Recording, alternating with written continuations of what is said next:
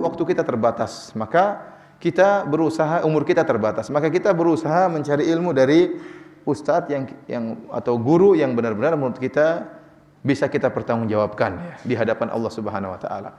Ibnu Sirin dalam Muqaddimah Sahih Muslim, diriwayatkan oleh Imam Muslim dalam muqaddimahnya, dalam muqaddimah sahihnya, Ibnu Sirin berkata, "Inna hadzal ilma dinun, fanzuru amman ta'khuduna dinakum."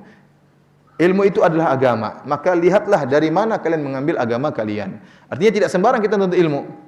Harus cari tahu orang ini berkompeten untuk menyampaikan ilmu agama atau tidak. Kalau tidak berkompeten, maka jangan menuntut ilmu dari dia. Apalagi di zaman sekarang ini, banyak orang hobi bicara tentang agama, meskipun dia bukan ahlinya. Meskipun dia bukan ahlinya ya. Yang berbicara tentang agama banyak ya. Ustadz juga berbicara ya, dokter hewan juga berbicara tentang apa? Ilmu ya. Ahli kimia juga berbicara tentang apa?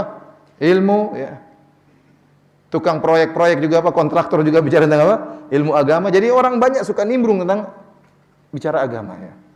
Ya. Jadi banyak hobi bicara agama. Oleh karenanya semakin samarlah mana yang ahli ilmu yang sebenarnya. Artis juga berbicara, artis juga apa? Berdakwah. Pemain film juga berdakwah, penyanyi dangdut juga apa? Ceramah. Jadi karenanya orang-orang ya akhirnya disangka semuanya sama, padahal tidak sama. Ini sudah diisyaratkan oleh Nabi sallallahu alaihi wasallam.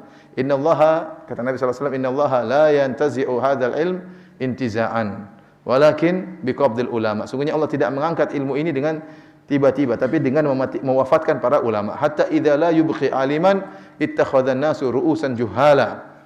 Fasu'ilu fa'aftau bi ghairi ilmin fadhallu wa adallu. Maka tatkala ya, tidak tersisa seorang alim pun, maka orang-orang pun mengambil orang-orang bodoh sebagai ulama, diangkat sebagai ulama. Maka mereka ditanya tentang ilmu, mereka berfatwa tanpa ilmu, maka mereka sesat dan menyesatkan. Ini bahaya ya. Apalagi mulai sekarang mulai muncul orang-orang yang belajar agama di luar negeri, di negara-negara kafir. Belajar agama di Amerika, belajar agama di Inggris, kemudian pulang jadi liberal, berbicara tentang halal dan haram ya. Mengerikan ya. Dengan berbagai logika ya, memudah-mudahkan masalah agama ya. Ya akhi, saya sering sampaikan, kalau misalnya ada seorang dokter sedang akan melaksanakan operasi di ruang operasi. Kemudian dia punya anak buah, suster-suster mungkin siap untuk membantu dia ya. Tiba-tiba ada seorang alim ya, hafal Quran, hafal hadis ya, faqih dalam masalah agama, tahu-tahu ketuk pintu ruang operasi, kemudian ingin ikut nimbrung ya. Kemudian mulai ngatur dokter tersebut, "Pak, dokter enggak boleh begini, Pak dokter ya. Jangan gunting dari situ, Pak dokter ya. Ada khilaf, itu ada dua." Kita bilang, "Pak Ustadz, ini bukan bidang Anda keluar aja nonton, enggak usah ikut operasi, orang bisa mati gara-gara Anda ya." Ini kita bilang, ini Pak Ustadz salah tempat, enggak boleh seperti itu. Meskipun kita bilang dia pakar agama, dia ahli baca Quran, ahli hadis, tapi bukan bidang dia, nimbrung dalam apa? Dalam masalah operasi, ngawur ya. Sama misalnya ustadz ikut nimbrung dalam masalah pembangunan ya. Masalah pembangunan gedung-gedung, kemudian ini arsiteknya enggak benar, ini begini arsitek. Itu bukan bidang, itu kita bicara masalah arsitek ya. Tidak boleh. Sebaliknya, kalau seorang ulama sedang berbicara tentang masalah agama, maka Anda yang tidak berkompeten jangan ikut campur, jangan ikut nimbrung. Jangan ikut apa? Nimbrung.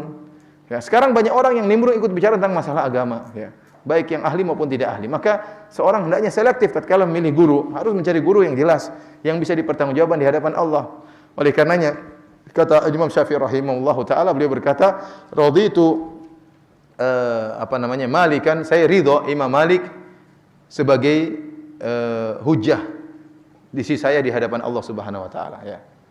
Dia mengatakan, saya ridho Imam Malik sebagai hujah saya di hadapan Allah Subhanahu wa taala. Ini kalau Allah bertanya kepada Imam Syafi'i, "Siapa gurumu?" Kata Imam Syafi'i, "Saya akan mengatakan guru saya Imam Malik," ya. Kenapa? Karena Imam Malik adalah orang yang ahli, yang pantas untuk diambil ilmu darinya, ya. Nah, saya tadi katakan waktu kita umur kita tidak panjang, maka kita cari ilmu dari orang-orang yang jelas ya, yang jelas keilmuannya, yang jelas guru-gurunya, sehingga kita tahu orang ini ilmunya bisa pertanggungjawaban. Kalau kita belajar sembarang, saya bisa menilai kok, belajar sini, bingung sendiri nanti. Bingung sendiri. Kemudian dia ingin merajihkan mana yang benar, mana yang salah, dia bingung sendiri. Waktu habis. Ilmu tidak maju-maju, itu saja ya. Boleh cari dari ustadz yang benar-benar kita bisa pertanggungjawaban ya. Karena banyak orang sekarang menyampaikan ilmu tanpa dalil ya dari Al-Qur'an maupun sunnah Nabi sallallahu alaihi wasallam.